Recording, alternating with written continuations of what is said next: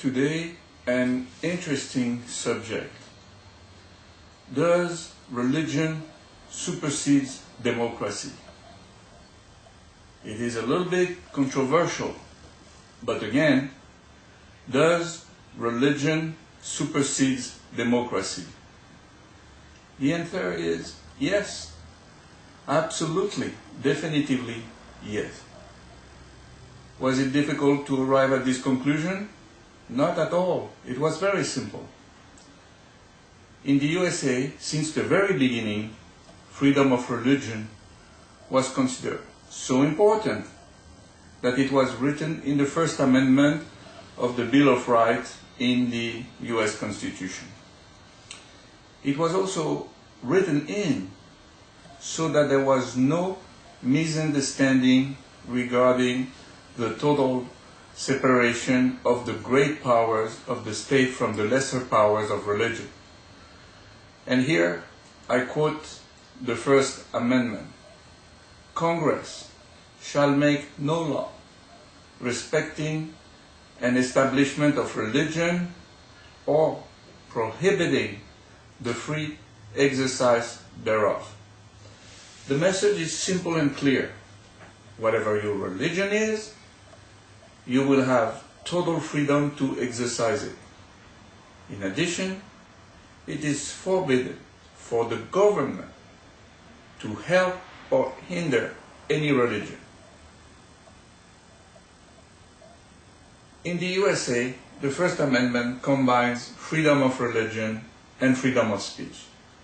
I can choose to say, I do not believe in God, and say it loud, and write it in the press, and still be an exemplary citizen, and be protected from my fellow citizens who disagree with my belief. It will be them that will be condemned if they attack me on my religion or on my philosophies. That is why for any human being, true democracy supersedes religion.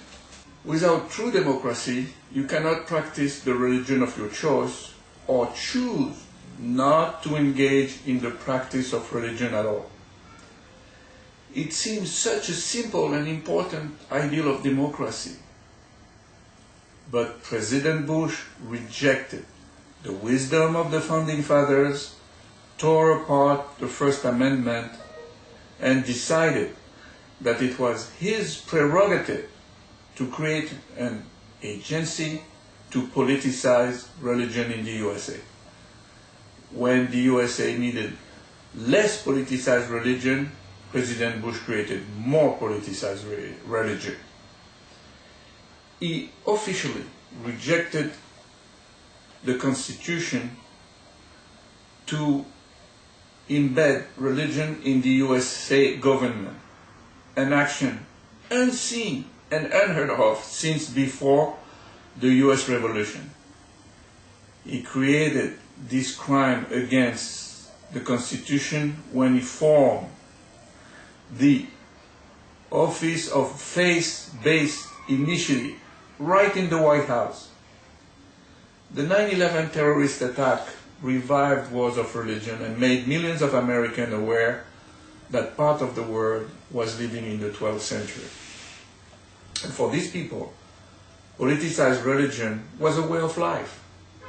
In Afghanistan, 10 years ago, it was a theocratic state. At this time, only politicized Islamic religion was acceptable. Killing infidels was an action blessed and encouraged by God and the government. Osama bin Laden became an international hero to at least 1 billion people by telling them to kill as many Christians and Jews he could. At the outset, waging wars from religion was the desire of only a small minority of Muslims in the world.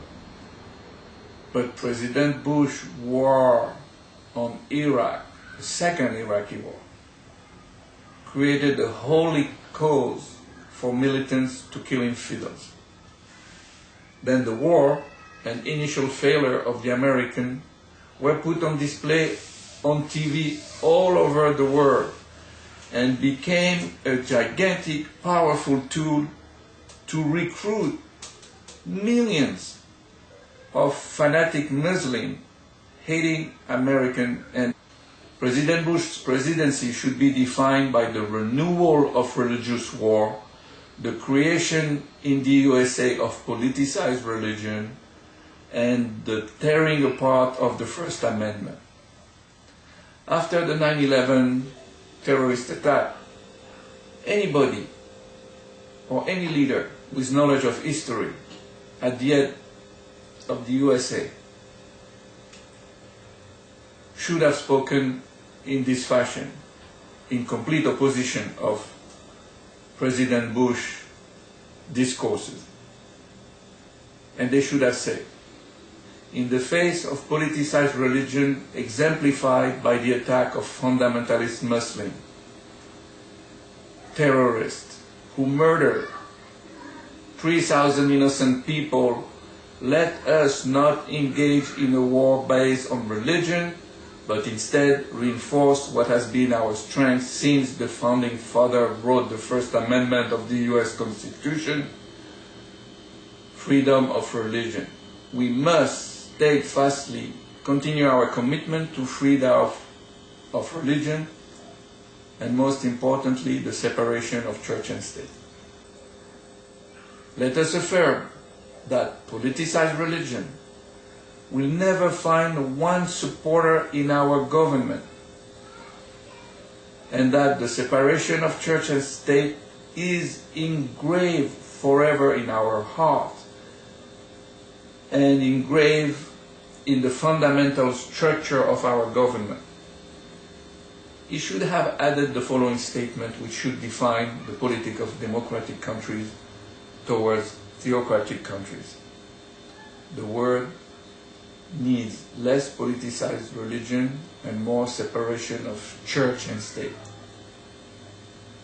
It is shocking for those who know history and who have seen that the First Amendment prevented any war of religion in the USA, as well as in many other countries, to see a president tear apart the First Amendment and get away with this crime against the US Constitution. This represents an enormous step backward, because the action of President Bush are reinforcing discrimination against some religion as well as against atheists and agnostics.